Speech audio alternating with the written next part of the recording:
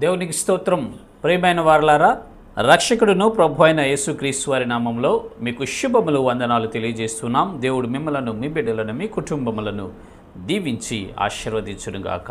Amen. God bless you.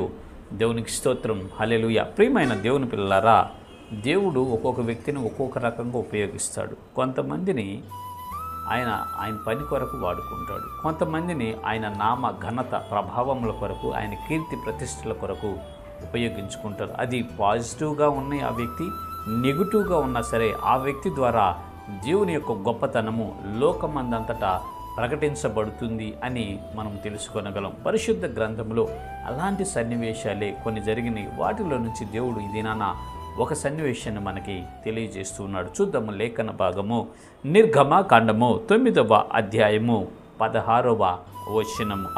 నా బలమును నీకు చూపునట్లును భూలోకమంతటా నా నామమును ప్రచురము చేయనట్లును ఇందుకే నేను నిన్ను నియమించి తిని. దేవునికి స్తోత్రం. హల్లెలూయా. భూలోకమందంతటా దేవుని యొక్క నామాన్ని ప్రచురం చేయటానికి ఒక వ్యక్తి నియమించాడంట. ఎవరో తెలుసా ఆ వ్యక్తి? ఫరో అండి. కఠినుడు ఫరో. నెగటివ్ వ్యక్తి. దేవుని ప్రజల పట్ల, దేవుని పట్ల ఒకలాంటి హేయమైన భావము, కోప స్వభావము కలిగినటువంటి వ్యక్తి ఫరో. దేవునికి వ్యతిరేకమైనటువంటి వాడు. దేవుని బిడ్డలను, దేవుని ప్రజలను చాలా హింసిస్తూ బానిసలుగా మారుస్తున్నటువంటి వాడు. అలాంటి వ్యక్తి గురించి దేవుడు మాట్లాడుతున్న మాట ఏంటంటే, ఆయన నామాన్ని భూలోకమంతటా ప్రచురం చేయటానికి అతన్ని ఎన్నుకున్నాడంట దేవుడు. అతనంత కఠినంగా ఉండబట్టి, అతనంత కఠినంగా మార్చబడబట్టి, అతను ఇశ్రాయేల్ ప్రజలను, దేవుని ప్రజలు అంత కఠినంగా హింసిబట్టి దేవుడు ఆ దేశంలో చర్య తీసుకొని ఆ ఐగుప్తు దేశంలో ఆయన శక్తి చేత 10 తెగుళ్ళను రప్పించాడండి. 10 తెగుళ్ళను రప్పించాడు ఆయన. అద్భుత ఆశ్చర్య కార్యాలు ఆ దినాన ఐగుప్తు దేశంలో ఆయన చేశాడు. కాబట్టి ఇప్పటికీ దాని గురించి మనము చెప్పుకుంటున్నాం.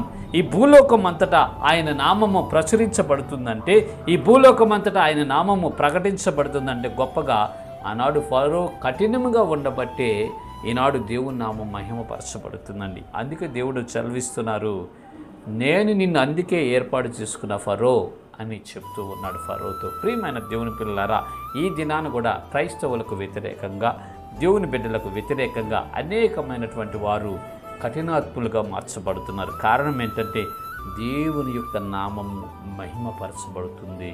వారి ద్వారానే దేవుని నామం కనపరచబడుతుంది. వారి ద్వారానే దేవుని యొక్క నామం ఈ భూదిగంతాల వరకు ప్రచురించబడుతుంది అని మనం లేఖనాల ద్వారా అర్థం చేసుకోవచ్చు. ప్రియమైన దైవజనుడు జనాంగమా, దేవుని ప్రజలారా, మీరు భయపడొద్దు, మీరు వేదన చెందొద్దు. ఆనాడు చరిత్రలో, హిస్టరీలో మనం చూస్తే అడాల్ఫ్ హిట్లర్ అనే అతను కూడా ఈ దేవుని బిడ్డలను, యూదులను అనేక రకాలుగా హింసించినట్లు మనం చూస్తాం. ఈ రోమా సామ్రాజ్యం కూడా యూదులను హింసించినట్లు మనం చూస్తాం.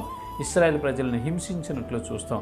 అనేక మంది కఠినాత్మలు లేచి దేవుని ప్రజలకు వ్యతిరేకంగా మార్చబడ్డప్పుడు దేవుడు అక్కడ అద్భుత ఆశ్చర్య కార్యాలు చేశాడు. ఇప్పటికీ మనం వాటి గురించి మాట్లాడుకుంటూ ఉన్నాం. ఈ ప్రపంచమంతా వాటి గురించి మాట్లాడుకుంటుంది. ఆయన నామాన్ని మహిమపరుస్తుంది. అందుకే వారిని దేవుడు అట్లా ఏర్పాటు చేశాడండి. ఈనాడు కూడా మనల్ని హింసిస్తున్న వారి మీద, మనపై కఠినంగా వ్యవహరిస్తున్న వారిని గురించి మనం మత్సరపడకుండా, వారిని ద్వేషించకుండా, దూషించకుండా దేవుని చిత్తాన్ని కనిపెట్టుకుందాం. దేవా, మరి మీ చిత్తమే కదా, మీ చిత్తం లేకుండా నాకు ఏది సంభవించదు, మీ చిత్తం లేకుండా మాకు ఏది జరగదు కదా ప్రభువా. మరి వీరు ఈ విధంగా ఉన్నారంటే అది మీ చిత్తమై ఉంటూ ఉన్నది. మీ నామ మహిమ కొరకే వీరిని ఇలా కఠినపరిచి ఉన్నావు, ఏర్పాటు చేసుకున్నావని ఆయనకు మనము కృతజ్ఞతాస్తుతులు చెల్లించి, ఆయన యందు విశ్వాసం ఉంచి అందరి గురించి ప్రార్థన చేస్తూ మన భక్తిని కాపాడుకుంటూ ఈ విశ్వాస యాత్రలో ముందుకు వెళ్దాం. ఇటు కృప దేవుడు మనందరికీ కలుగు చేయనుగాక.